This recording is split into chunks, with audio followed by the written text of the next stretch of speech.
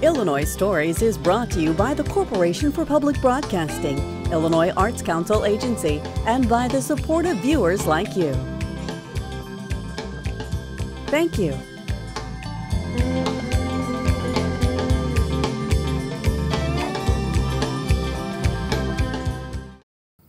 Hello, welcome to Illinois Stories. I'm Mark McDonald in Leland Grove, a small city that's completely surrounded by the city of Springfield. Now, this city has strong neighborhoods, always has, and the people that lived in this neighborhood, many of them have the same families have been here since the 1920s when these neighborhoods were started. But they're still improving because, especially in the case of this little pocket park you're looking at, because of the efforts of 3 young men who decided to transform this from a place that used to be sort of a dumping ground for leaves and limbs into what you see now. Patrick, this is a precious little piece of property in Leland Grove. You grew up on this street, right? Yes. Yeah, do you ever remember living anywhere else, or was this it for you? This is pretty much it. I mean, we lived further on the west side for like about a year or two, but I think I've lived in this house for around 14 or 15 years, so it's pretty much all I remember, Yeah, and this was, before, it was just like a strip of, I guess it was just a barren piece where, I don't know, limbs would fall and leaves would collect and people would put their bags of leaves to be picked up and stuff like that. So it wasn't really much to look at, was it? Yeah. What gave you the idea to turn this into what it is now? So me and Ben and Miles, we all grew up on this street. And we were all in NHS, which is National Honor Society, and for that we needed service hours.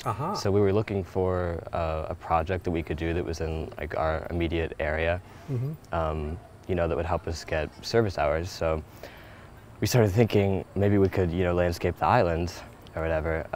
And it started off as sort of just a simple thing where we were going to plant some flowers and mulch around the trees, but then I think it was in my drawing class in like junior year. I just kind of started drawing some stuff up, and I was like, oh, we could make this into like a park or something.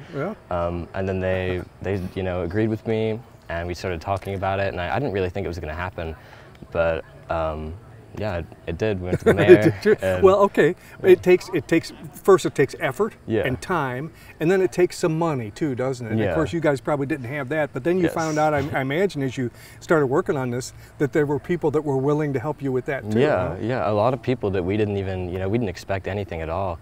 Like I said, and Don was definitely the biggest help. You know, he bought the bricks for us, and then there were other neighbors that donated some money and donated some plants, and there are people that worked for the city as well that helped us out with some stuff. Like they got all the mulch and everything. So, yeah, it was. We're going to meet Don later in the program, and he's going to show us through the place too. Also, the mayor is here, and she had to approve all this, and she's really enthusiastic about it. So that helps too, if you've got the city behind you. Yes. For right now, let's you and I take a walk down this beautiful little path you all built to your pergola, huh? And we'll just talk as we go. Yeah. So what is your what's your future? What are you going to do? You're going to go to school? Yes. Yeah, I'm attending Cooper Union in New York. I leave in about 2 days. So, yeah. How did you choose that? I mean, I was looking at, you know, architecture schools, and I wanted to be in a city. I was looking at Chicago or New York, and Cooper Union just seemed like the best fit for me. I like the values a lot. I like the size of the school and just everything it represents, and all the history behind it. Patrick, I want to show, sit down if you would. Sure. And show me the plans that you built. And you said about, what, a year beforehand or even longer before that? Yeah. That you started drawing up some plans. And actually you want to do some architectural work, don't you? Yes. So this is right up your alley. Yeah, definitely. Show us what you came up with. Sure. So this is the island, as we call it, but now it's the Leland Grove Nobel Pocket Park. The plans have changed a little bit since then. But yeah, over here was supposed to be a flower bed, but we changed it into a sand pit, but this flower bed has remained essentially the same. That one's the same as well. And over here, these are all the trees with the mulch and everything, and this is the pathway leading around, and pergola and the fire pit in the middle. And yeah, that's about it. So the pergola and we're standing, of course, under the pergola right now, and the fire pit and everything, they were in your original plans even though you knew you didn't have the money to build this kind of stuff, right? Yeah. So you were just being ambitious. Yeah. You were just dreaming out loud. I mean, this whole thing was really ambitious. We didn't think it would happen at all, but yeah. Yeah. When did you start trying to get support from the neighbors and trying to figure out, okay, now this is what we want, this is our dream, but how are we going to do it? When did you start getting feedback from people that they could help you? I think really when Don saw us working out here, and he really, you know, supported us and started talking to us about, you know, what he wanted to do with this, and then we started to realize, oh, you know, because he's been in this neighborhood for a long time, so he knows everyone here, and he gathered people, and yeah, so it was mainly when we met him, I'd say. Yeah. And did you have you become sort of a local hero? I would not say that, no. Yeah, but you got to enjoy the fact that now you're going away to school, right? Yeah. And you get to leave this behind for everybody to enjoy. And actually, you won't be gone forever. You'll probably come back in the summertime, right? Yeah, I'll definitely be back. And you'll be able to, you know, enjoy it yourself. So that's kind of cool. Yeah. Well, thanks for the visit and thanks for doing all this. Thank you, yeah. Ben Parker, you're going to be a senior at Springfield High School. Yes. God willing, if we ever get to go to school, right? But you've lived on this block your whole life. Yep. And so you really don't know what it would be like to live anywhere else. No. Still, you wanted to improve it. And you and your friends thought, you know, there's a nice little piece of property there just waiting for us to put our stamp on. How did all this, how did it go? How did it come together? Well, me, Miles, and Patrick, we've been friends our whole lives. And one day we were just out here like looking around, and the grass used to be kind of rough. And we were like, you know, it'd be nice if we did something. So at first we just planned out the little paths that you see in the middle. And Don, our other neighbor, he helped us a lot with that. He was a huge help with that. So Patrick wrote out a plan, and we just started working on it. That was last summer, so the summer of 19. And then we worked from that summer to this summer. That probably took most of your summer last year, didn't it? Yeah. The bricklaying, we started with just the middle square. That took a while, and then Don was he was able to get all the bricks, and he did most of the path, and yeah, it took a long time. Yeah, and these we're looking at a garden here right in front of us, and these cute little butterfly houses. This doesn't just happen. I know what gardening's like. There's a lot of digging and a lot of rototilling and a lot of filling and a lot of planting, and it's hard work, isn't it? It is, yeah. And this garden right here that we're looking at, everybody contributed to this one. Me and my family, the Black-Eyed Susans, were from our backyards. We came out and planted those. And Dawn and Maki, she lives in this house, they helped make the birdhouses, and they planted roses. And this house right here, Sean and Paula live there. They let us use their hose to water the gardens, so it's really very important. Whole community important effort. Everybody puts in a little bit, and you don't have water line running in here, so somebody's got to make sure that water's available. Right. Or it wouldn't be this beautiful. I mean, these roses are doing really well. Everything looks beautiful. They even have some tomato plants there that are actually ripening up, aren't they? Yeah. So, pretty nice. Let's walk in, okay? We talked about the work of laying these sidewalks. That's really a lot of work, because you got to dig and level and then find sand, all the pavers and everything that's got to go. And I guess really the wooden strips are maybe the hardest part to do, because you have to level that out and it has to be just right. Yeah. Something that was really tough was right here. There's a ground cover, sort of like over there. It was like thick ivy, and it was really difficult. We were trying to find a good way to dig it up. So we went with a tiller at first, and that was a mistake because it just got caught up in it. We had spent hours trying to take it out of the tiller. So eventually we got like sort of a jigsaw and cut it out, and that took a long time to figure out how to do it. So yeah, it's been a lot of different troubles. And you got the viney stuff out of here, though. That's almost. I can still see a little of it, but you got most of it out of here. Yeah. And then of course you get your pergola and your benches. Putting a pergola like together, I think we're going to talk to one of your fathers who helped put that pergola together. But that's a real piece of work, because you have to know what you're doing. Right. Yeah. Patrick, once again, he was kind of the planner. He found a design that he liked, and yeah, my dad, my brother, and Patrick's dad did a lot of work on that. Got all the wood. You got your service hours, right? Yes. That you needed for that? Okay, all right, good deal. And that's going to probably help you when you decide where you want to go to college. Are you going to go to college? Do you have college plans? I plan to, yeah. Yeah. Do you have any place in mind yet? My dream is to go to Washington, D.C. So I'm looking at American University. That's my top right now. I'm interested in like international studies and stuff. So, but yeah, service is also something I'm interested in. So this is a good start. Yeah, it's a very good start. I think the community has to thank you guys for a lot. It's one thing to come up with an idea, but it's another thing to stick with it and see it through to the end. And that's a good thing to learn. Anytime, any age you are, but especially at your age. Yeah, it's been a great experience. Yeah, thank you. Yeah, thank you. Miles, Ralph, you all had a busy summer last year. Yes, because we found out that you started this last summer and worked most of last summer on it, and then it was pretty well completed by the time this summer came along, right? Yeah. What's it feel like when you come in here now after having looking at it? Man, I mean, it feels pretty good. I mean, we come out here every few nights and just hang out at the fire pit. It's just really nice to have it completed. I mean, it feels great, really. Yeah. What about the rest of the neighborhood? Do they use it? Oh yeah, I'll see people using it at the sand pit. We have always children there. People like to walk on the pathways and really just sit in the benches. It's really nice to see. When you guys got together and first started thinking about this, did you kind of think Patrick was kind of nuts on this deal, or did you say, no, we can do that? I mean, when he first proposed it, I really liked the idea. This was always kind of our childhood hangout spot, so I really liked the idea of kind of preserving it in sort of a park fashion, so children who live on the block after us will be able to enjoy it in a better fashion. Yeah. I understand that this sand pit that we're looking at here kind of came as an afterthought.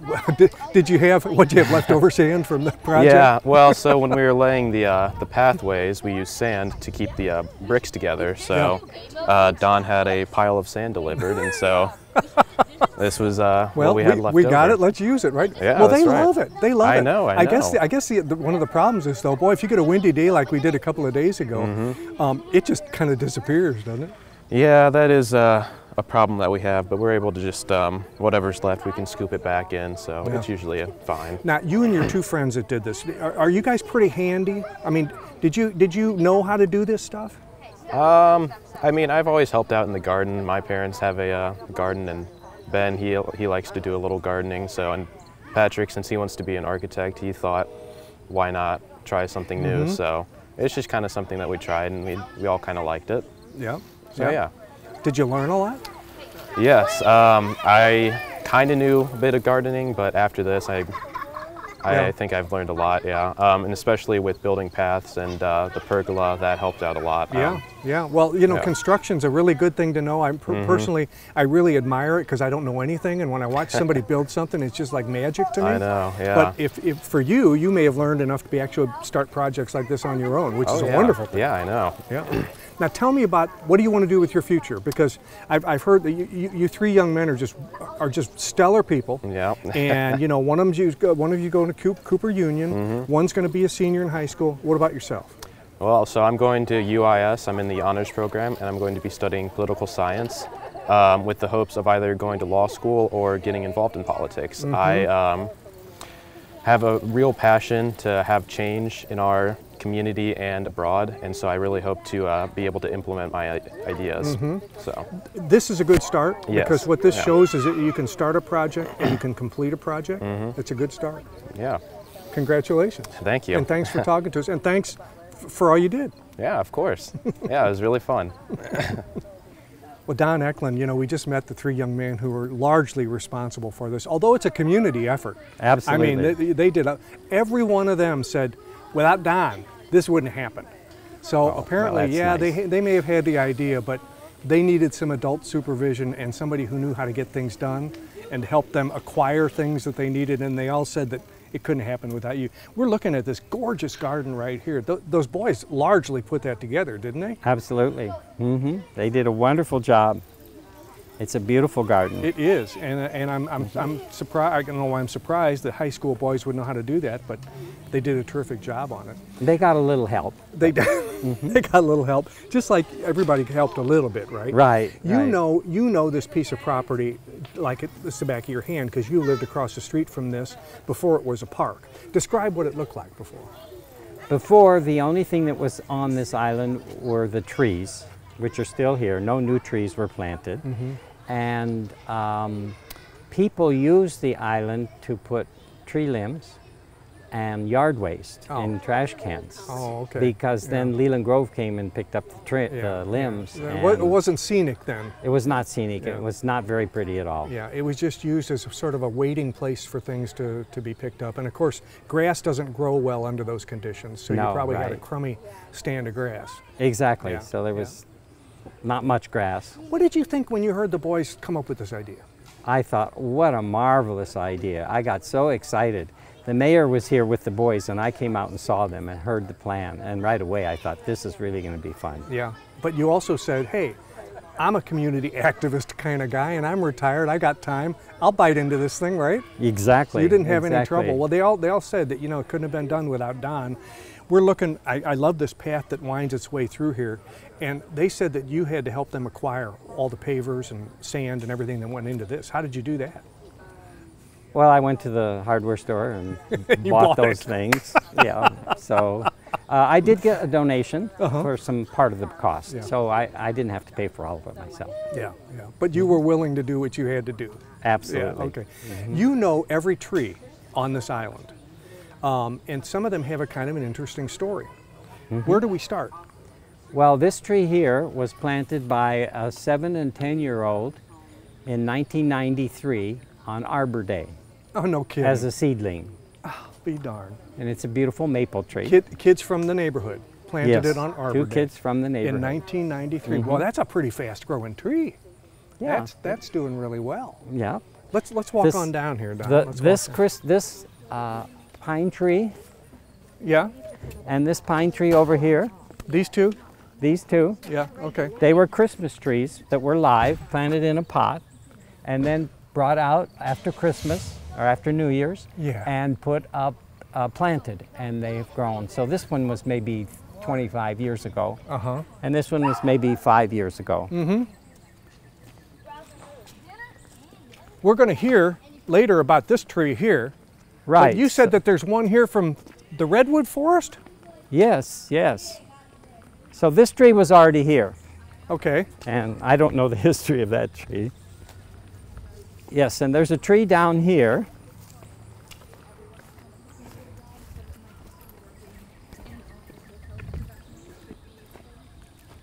Here. Ah. That I planted last year.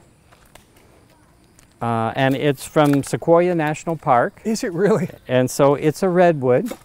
And it eventually may fill this whole end of the island in 500 years. It certainly may well, and then of course by then there will be generations of people that want to change this anyway, so absolutely. This probably won't last 500, but the boys can still be proud anyway. Yes. What response do you get from people that live on this street or in the community that come down here and sort of gather and use it and just sort of, it's a focal point, I guess. Right. People stop whenever I'm working out here and comment on how much they like the park and how much they like the improvement. Yeah. And so someone stopped and said, you should do an Illinois story. And I said, you're right, we should. So I called you and we got an Illinois story. Well, you know, I normally, a piece of property this size would not usually be an Illinois story, but those 3 boys, I should say young men, they make it. I mean, they're just an inspiration, especially when you look at all the destruction that's going on these days and when you look at how constructive they are. I mean, it's just it's a very refreshing thing. So and that's what I thought. It's such a wonderful story. Yeah. Well, thank you, Don. Well, thank you. Mayor, it's not every day, I guess, that you get a chance to have somebody come up with you with a plan to improve a piece of public property that's not going to cost the city anything, and you just get a chance to say, well, that's a nice gesture, isn't it? It is. Well, what's even more unique is it to be a junior and 2 seniors come to you and say, hey, we've had memories on this island. We want the next generation to have the memories that we had on the island. What can we do to preserve it? So that to me was very unique. It actually started about a year ago that Patrick came to me and said, here's our ideas, and we helped them. Our city administrator, Mr. Lanier, came and helped them, and we looked at the drawings that they had created, and we gave them some ideas, and then they've got their neighbors involved in it, and then I would come and check on them, because I had to sign off since it was a National Honor Society project. Oh, for the service hours. For their service hours, and so I would check on them to see how everything was going, and I mean, I think their parents have to be very proud of them. Oh, yeah. As a city of Leland Grove, we're very proud of the neighborhood, the 3 boys, Mr. Eklund, who has worked on this, and I just think it's wonderful when neighbors work together, and it's all their expense. Yeah. We gave them a couple little things, and that was it. Yeah. Everything is theirs. Yeah, it shows the pride they have in their neighborhood, and you know, if every neighborhood had that pride, what a beautiful country we'd have. Oh, wonderful, wonderful! Because this was just some trees growing here, and some of the kids would play. But as you can see, the little ones now are here all the time. They want to come play, and then to get the families involved. When I came one day, the little ones were off helping with the bricks, putting the bricks in. That are out here now playing. So I just think it's a great neighborhood. Unfortunately, and fortunately, during the COVID, fortunately more people were home. Yeah. So they had more people coming out helping them and doing things. So like I said, it's just become a neighborhood project. And then our unofficial city gardener kind of gave them some ideas on what to plant and helped them with that. So yeah, I'm very proud of these boys. Yep. Very, very proud. Were there any logistical problems, like because it's public property, were there any issues that came up, or was it pretty easy to get it all solved and get it done? It was very easy to get it solved. We already have ordinances in place, and they just followed our ordinances. And they checked with us when they had to we're going to do anything like the pergola. That was one that they checked with us. Can we do that? Can we put that here? And we told, then we went and told them what it has to look like in the dimensions by city ordinances. And they proceeded. Yeah. So. Well, there aren't many little islands like this because streets don't usually run that way. Right. But are there any others in Leland Grove that you'd kind of like to see maybe dressed Well, up there a is little bit? one more right on the other side of this one, and they've talked about, I talked to Don this morning about that, and he's thinking about doing something on that one also. But other than that, we do have an island that we share with the city of Springfield, and probably 10 years ago, between the city of Springfield and Leland Grove, they planted flowers and trees, and it's up here on Laurel, but it has not been tended lately, so we need to get busy and do some work there. But yeah, the community has to stay involved. They have to continue to want to water the gardens and trim it up and everything, but this group sure seems like they're enthusiastic about it, so it looks like that's going to happen. I think so too, and I think the other great thing that happened from this, Don was able to work with the boys and taught them some skills that are going to be lifelong skills. Like one day I was out here and they were trying to figure out how they were going to move the sidewalk because they didn't want a straight sidewalk, and so he showed them how to do a radius, and they worked on that with him. So I think that the boys have some skills that they'll take away for life. Yeah, that's wonderful. Thank you, Mayor. Thank you for being here. Carol Andrews, even before this park became what it is today, this sort of special little pocket park, it was a strip of land that had special meaning to you. And we mentioned this tree earlier and said we would talk more about this redbud tree, but it's special to you because it's a tribute to your daughter. Yes. Yeah. Yes, Tell us about what's your daughter's name?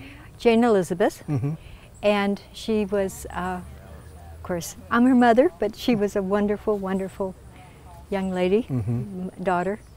She passed away very quickly, very suddenly. She had a heart attack at home. And so the neighbors, of course, they all helped us like angels. And so they planted this tree in her memory because everyone knew her here. And so that's why it has special meaning. Yeah.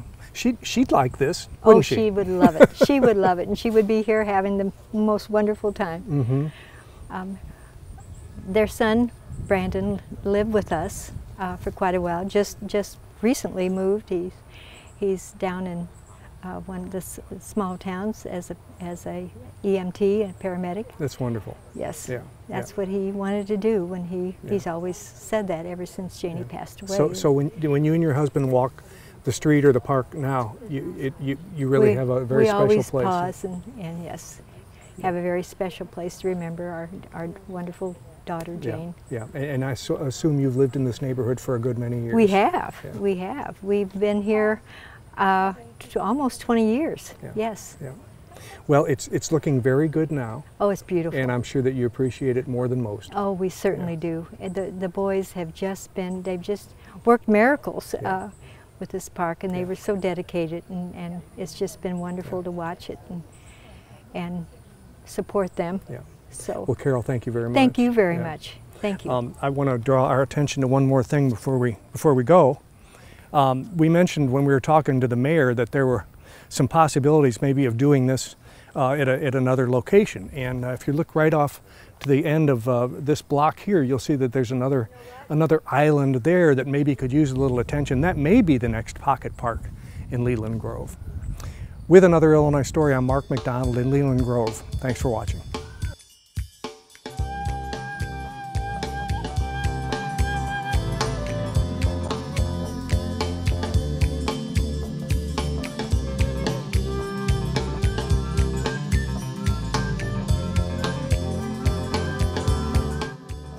Illinois Stories is brought to you by the Corporation for Public Broadcasting, Illinois Arts Council Agency, and by the support of viewers like you.